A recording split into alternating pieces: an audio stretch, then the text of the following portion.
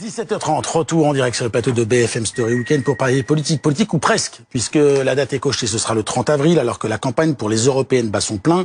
Rima Hassan, candidate La France Insoumise, devra répondre aux questions des policiers pour des propos tenus sur les réseaux sociaux entre novembre et décembre dernier. Apologie du terrorisme ou liberté d'expression, elle dénonce des actions politiques. Elisa Trana.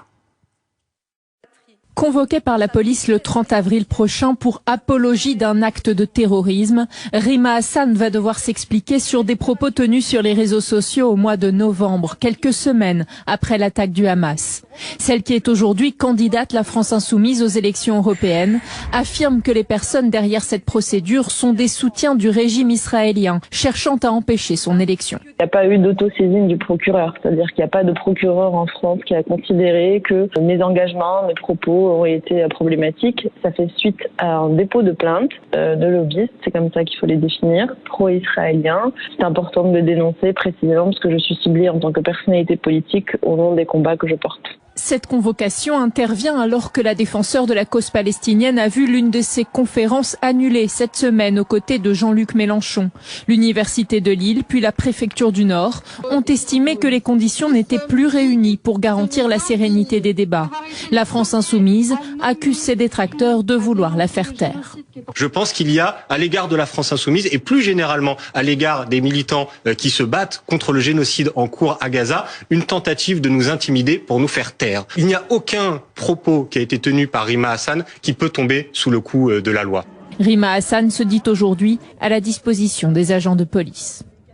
Voilà pour le décor, il est planté. Pour en parler, mes invités, François-Xavier Bellamy, bonsoir, merci d'être avec nous. Vous êtes tête de liste Les Républicains à ces élections européennes. À distance, également Patrick Vignal, merci d'être présent, député Renaissance de l'Hérault et soutien de Valérie Heyer. Sur le plateau, Abdoulaye Diarra, bonsoir, merci d'être avec moi, membre du Conseil fédéral des écologistes et candidat aux européennes. Et Anthony Lebos, bonsoir Anthony, journaliste politique BFM TV. Anthony, pour bien planter le décor, est-ce qu'il y a eu des réactions à cette convocation par la police de Rima Hassan? D'abord des réactions du côté de la France Insoumise, singulièrement tous les députés, y compris le leader de la France Insoumise, Jean-Luc Mélenchon, se sont offusqués de cette convocation de Rima Hassan pour une enquête judiciaire pour apologie du terrorisme. Je vous lis une partie du communiqué de la France Insoumise. Je cite: nous exigeons qu'il soit mis un terme immédiatement à ces manœuvres inacceptables, d'autant plus insupportables à l'égard d'une candidate dans le cadre d'une campagne électorale. Fin de citation. Ça veut dire que LFI dénonce en quelque sorte une instrumentalisation politique des propos de Rima Hassan dans le cadre de ces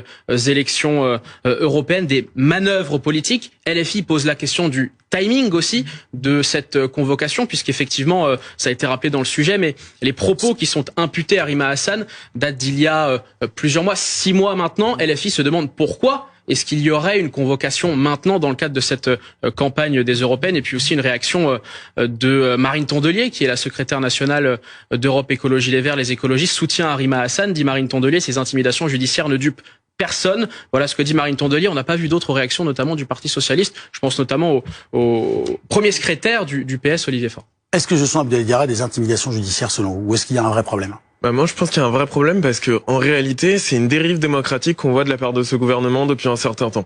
Systématiquement, en fait, quand on n'est pas d'accord et qu'on se mobilise, ce qu'on voit, c'est qu'on a des obstructions, on a des interdictions. On peut prendre l'exemple ce week-end. Normalement, demain, il devait y avoir une manifestation également à Paris sur la question de la lutte contre le racisme. Et on a eu le préfet qui l'interdit. Alors évidemment, la justice allait passer derrière. Mais maintenant, on s'y habitue. Quelque chose qui est totalement hors sol. En fait, on ne peut ne pas être d'accord avec tout ce qu'elle porte. Par contre, là, ce qu'on voit systématiquement, c'est que, en fait, quand on n'est pas trop d'accord, aujourd'hui, on a des préfets qui nous sanctionnent. Et pour autant, on se retrouve dans une situation qui est un peu singulière. Il y a 2 semaines, typiquement, j'étais à Nancy dans un débat organisé avec toutes les listes où il y avait Reconquête, il y avait tous les partis politiques, et là, ça dérange personne. Donc, ce qu'on a envie de dire en tant que militant, et notamment militant écologiste, qu'on est souvent accusé d'éco-terrorisme, c'est en fait, face au débat démocratique, on a besoin de laisser les gens s'exprimer. On n'est pas toujours d'accord entre nous, mais en tout cas, interdire une opposition, ce n'est pas la voie. Et nous, en tant que militants écologistes, évidemment, on est très attachés à la démocratie, au fait que toutes les voix s'expriment. Anthony, une précision importante par rapport à ce que disait Monsieur Bellamy sur les propos qui sont...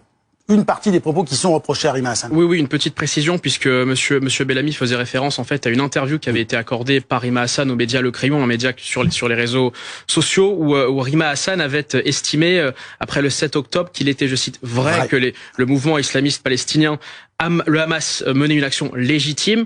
Elle avait répondu à ce moment-là sur le réseau social X, regrettant, je cite, une censure et que ces développements et réponses étayées n'avaient pas été diffusés dans cet extrait tronqué, et qu'elle avait dit que le Hamas était un groupe terroriste. Elle avait par ailleurs condamné des actes terroristes. On a une dérive qu'on constate depuis des années. On le voit avec le mouvement des Gilets jaunes. On l'a vu là sur les mobilisations sur la question de la lutte contre le racisme et les violences policières.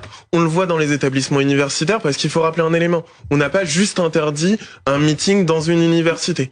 Après qu'il y ait une salle qui a été réservée dans la ville, le préfet a à nouveau interdit cet événement. En fait, la difficulté qu'on a, c'est qu'effectivement, comment on peut répondre aux attentes des Français quand on est systématiquement censuré, quand on est systématiquement dépeint comme des éco-terroristes, quand on se mobilise à Sainte-Soline ou contre la 69, la réponse du gouvernement, c'est pas de laisser les gens s'exprimer et de montrer leur mobilisation, c'est d'utiliser les forces de l'ordre qui ont pour le coup bien d'autres choses à faire. Et je vous avoue qu'à quelques semaines des JO, on se dit, on ne sait pas comment ça va s'organiser, mais on sent que démocratiquement, on va pas avoir beaucoup de la parole. 6 mois, 98 ou 97. Sans censure et en totale objectivité. Les chiffres à quelques semaines de ces élections européennes, Anthony. On est à 50 jours, très précisément, du 9 juin des élections européennes. Pour résumer un peu la tendance selon les différents sondages, le RN caracole toujours en tête, le parti présidentiel ne décolle toujours pas, et avantage plutôt au Parti socialiste dans la course à gauche. On va peut-être voir quelques sondages qui ont été publiés cette semaine, notamment un sondage de l'Institut IFOP fiducial qui en date d'hier, avec un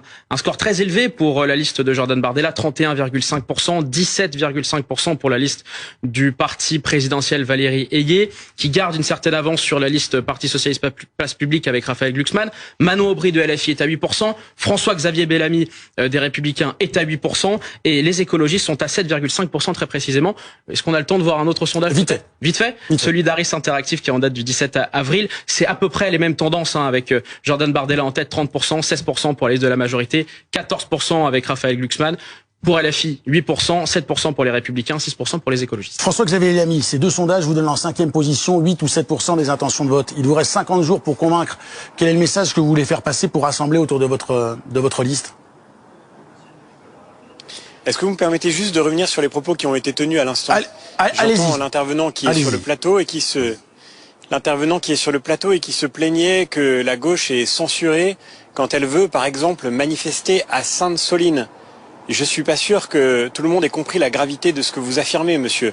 Parce qu'à Sainte-Soline, les gens qui sont venus manifester sont venus avec des armes pour mettre en danger les policiers. Je pense que la justice a une interprétation différente de la vôtre. Et que pour le coup, il y a eu des caméras, des films qui ont montré qu'effectivement la situation était un peu différente et que les agriculteurs, les personnes, les citoyens qui se sont mobilisés... Certains étaient venus non pas pour lutter contre les bassines, certains étaient venus pour s'en prendre aux forces de l'ordre, mais une majorité évidemment était là pour manifester contre ces bassines. Et effectivement, on a bien vu les images qui ont montré qu'effectivement, par rapport au discours du préfet, du ministre de l'Intérieur, il y a eu une différence d'interprétation. Allez, Patrick Vignal, je vous demande, je sais que vous aimez parler, mais juste rapidement, s'il vous plaît. Valérie Ayé, on sent bien elle bloque un peu, en tout cas dans les intentions de vote. Est-ce qu'il y a une façon de relancer la machine de la majorité pour ces élections?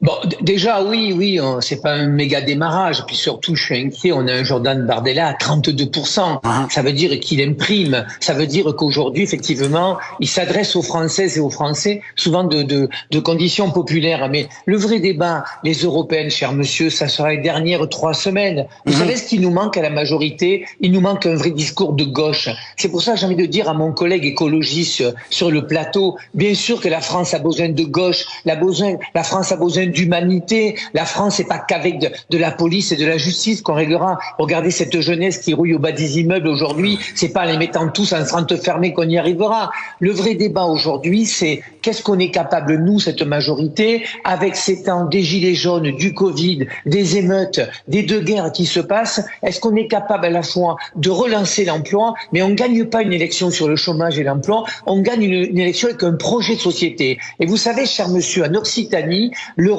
c'est 1,4 milliard. Moi, je dis à mes marchés, quand je suis sur les marchés aux gens, on a besoin de cette Europe. Et on a besoin de retrouver les écolos et le vrai PS, et pas ceux qui se sont sont, je dirais pas vendus avec Mélenchon, mais Mélenchon est dans une dérive autoritaire. C'est plus possible, ce monsieur. Vous savez, la retraite de monsieur Mélenchon, c'est 100 000 euros par an, 8 500 euros par mois. Et ils viennent dans mon quartier expliquer aux gens qui sont pauvres, salauds de Macron, de riches.